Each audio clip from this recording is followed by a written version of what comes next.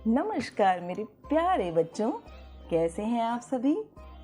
चलिए आज हम सुनेंगे कक्षा 5 की एक और प्रकरण, पानी रे पानी। कहाँ से आता है हमारा पानी और फिर कहाँ चला जाता है हमारा पानी। हमने कभी इस बारे में कुछ सोचा है? सोचा तो नहीं होगा शायद, पर इस बारे में पढ़ा ज़रूर है। भूगोल की किताब पढ़ते समय जल चक्र जैसी बातें हमें बताई जाती हैं। एक सुंदर सा चित्र भी होता है। इस पाठ के साथ सूरज, समुद्र, बादल, हवा, धरती, फिर बरसात की बूंदें और लो, फिर बहती हुई एक नदी और उसके किनारे बसा तुम्हारा हमारा घर, गांव या शहर।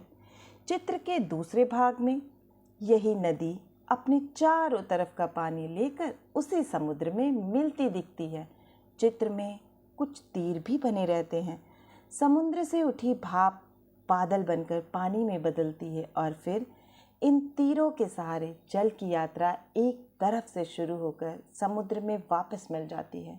जल चक्र पूरा हो जाता है। यह तो हुई जल चक्र की किताबी बात, पर अब तो हम सब के घरों में, स्कूल में, माता पिता के दफ्तरों में, कारखानों और खेतों में पानी का कुछ अजीब सा चक्कर सामने आने लगा है। नलों में अब पूरे समय पानी नहीं आता। नल खोलो तो उससे पानी के बदले सूं सूं की आवाज़ आने लगती है। पानी आता भी है तो बेवक्त, कभी देर रात को तो कभी भोर सवेरे। मीठी नींद छोड़कर घर भर की बाल्टियाँ, बर्तन और घड़े भरते फिरो। पानी को लेकर कभी कभी कहीं कहीं आपस में तू तू मैं भी होने लगती है। रोज रोज के इन झगड़े झंझटों से बचने के लिए कई घरों में लोग नलों के पाइप में मोटर लगवा लेते हैं। इससे कई घरों का पानी खींचकर एक ही घर में आ जाता है। यह तो अपने आसपास का हक छीनने जैसा काम है, लेकिन मजबूरी मानकर इस काम को मोहल्ले में कोई एक घर कर बैठे तो फिर और कई घर यही करने लगते हैं। पानी की कमी और बढ़ती जा रही है। शहरों में तो अब कई चीज़ों की तरह पानी भी बिकने लगा है। यह कमी गांव शहरों में ही नहीं बल्कि हमारे प्रदेशों की राजधानियों में और दिल्ली, मुंबई, कोलकाता, चेन्नई और बेंगलोर जैसे बड़े शहरों में भी लोगों को भयानक कष्ट में डाल देती है। देश में कई हिस्सों में तो अकाल जैसी हालत बन जाती है। यह तो हुई गर्मी के मौसम की बात, लेकिन बरसात के मौसम में क्या होता है? लो, सब तरफ पानी ही पानी बहने लगता है। हमारे तुम्हारे घर, सड़कों, स्कूल, रेल की पटरियों पर पानी भर जाता है। देश के कई भाग बाढ़ में डूब जाते हैं। यह बाढ़ ना गांवों को छोड़ती है और ना मुंबई जैसे बड़े शहरों को। कुछ दिनों के लिए सब कुछ थम जाता है, सब कुछ बह जाता है। ये हालात हमें बताते हैं कि पानी का बेहद कम हो जाना और पानी का बेहद ज़्यादा हो जाना यानी अकाल और बाढ़ एक ही सिक्के के दो पहलू हैं। यदि हम इन दोनों को ठीक से समझ सकें और संभाल लें तो इन कई समस्याओं से छुटकारा मिल सकता है। चलो थोड़ी देर के लिए हम पानी के इस चक्कर को भूल जाएं और याद करें अपनी गुल्लक को। जब भी हमें कोई पैसा देता है, हम खुश होकर दौड़कर उसे झट से अपनी गुल्लक में डाल देते हैं। 1 रुपया, 2 रुपया, 5 रुपया, कभी सिक्के तो कभी छोटे बड़े नोट, सब इसमें धीरे धीरे जमा होते जाते हैं। फिर जब कभी हमें कुछ पैसों की ज़रूरत पड़ती है तो इस गुल्लक की बचत का उपयोग कर लेते हैं। हमारी यह धरती भी इसी तरह की खूब बड़ी गुल्लक है। मिट्टी की बनी इस विशाल गुल्लक में प्रकृति वर्षा के मौसम में खूब पानी बरसाती है।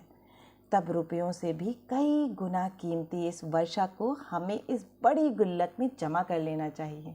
हमारे गांव में, शहर में जो छोटे बड़े तालाब, झील आदि हैं, वे धरती की गुल्लक में पानी भरने का काम करते हैं। इनमें जमा पानी ज़मीन के नीचे छिपे जल के भंडार में धीरे धीरे रिसकर छन कर जा मिलता है। इससे हमारा भूजल भंडार समृद्ध होता जाता है। पानी का यह खजाना हमें दिखता नहीं, लेकिन इसी खजाने से हम बरसात का मौसम बीत जाने के बाद पूरे साल भर तक अपने उपयोग के लिए घर में, खेतों में, पाठशाला में पानी निकाल सकते हैं। लेकिन एक दौर ऐसा भी आया जब हम लोग इस छिपे खजाने का महत्व तो भूल गए और ज़मीन के लालच में हमने अपने तालाबों को कचरे से पाट कर भर कर समतल बना दिया। देखते ही देखते इन पर तो कहीं मकान, कहीं बाजार, स्टेडियम और सिनेमा आदि खड़े हो गए। इस बड़ी गलती की सज़ा अब हमको सबको मिल रही है। गर्मी के दिनों में हमारे नल सूख जाते हैं और बरसात के दिनों में हमारी बस्तियां डूबने लगती हैं। इसीलिए यदि हमें अकाल और बाढ़ से बचना है तो हमें अपने आसपास के जल स्रोतों की, तालाबों की और नदियों आदि की रखवाली अच्छे ढंग से करनी पड़ेगी। जल चक्र हम ठीक से समझें। जब बरसात हो तो उसे थाम लें, अपना भूजल भंडार सुरक्षित रखें, अपनी गुल्लक भरते रहें। तभी हमें ज़रूरत के समय पानी की कोई कमी नहीं आएगी। यदि हमने जल चक्र का ठीक उपयोग नहीं किया तो हम पानी के चक्कर में फंसते चले जाएंगे। आशा है कि इस कहानी से आपको बहुत कुछ सीखने को मिला होगा। इसी तरह की मनोरंजक कहानियाँ, प्रेरणादायक कहानियाँ और ज्ञानवर्धक कहानियाँ सुनने के लिए इस चैनल से जुड़ना ना भूलें और चैनल को सब्सक्राइब करें। और हाँ, अपने दोस्तों से शेयर करना नहीं भूलेंगे। चलिए फिर मिलती हूँ नई कहानी या कविता के साथ। तब तक के लिए आप सभी का सुनने के लिए बहुत बहुत धन्यवाद। Bye bye.